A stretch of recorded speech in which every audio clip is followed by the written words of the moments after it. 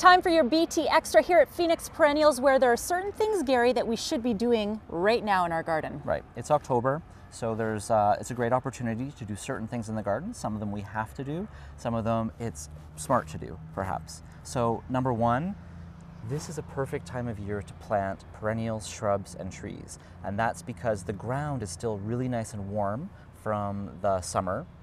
The air temperatures are cool, so not very stressful for plants, and we're starting to get our rains already, which is providing moisture for the plants. So by planting in the fall, we get a huge jump start on the spring.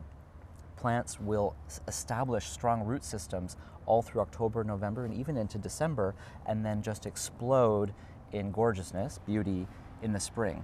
That's opposed to planting in the spring, where the plant's going to have to start fresh in the spring and do all those things like establishing. So perfect time to plant right now. Okay. You might, out on your patio, have some more tender plants or house plants. It's now time to bring those into the house. One thing I recommend is maybe getting some insecticidal soap and just spraying your house plants with insecticidal soap. Then you might not bring in aphids or mealybug or those little nasty creatures that might affect your house plants, like red spider might as well in the winter months. Hellebores, one of the most important things for the spring in the garden. Hellebores right now are deciding whether to flower or not, and if they are going to flower, how much they're going to flower. So it's a great time of year to add some compost around your hellebores, 2 to 3 inches all the way around the plant, and that will hopefully talk your hellebore into producing more flowers for you in the spring. Leaves. Leaves are falling into the garden, so leaves can be really valuable in many ways. For one, you can collect the leaves in your garden to put on top of and mulch your not quite so hardy perennials. That'll create a nice blanket, insulate them, and they'll come through the winter more easily.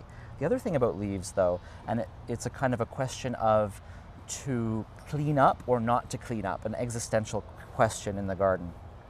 A lot of gardeners do like to clean up because then everything will be tidy and pretty and they can look out on their gardens. It's not messy. But the thing is, if you're concerned about insects in your garden, native bees, beneficial insects, as well as birds, you might not want to clean up quite so much in the garden, because the hollow stems of old perennials are hiding places and overwintering places, or places for insects to lay their eggs, as well as insects can hide in these leaves.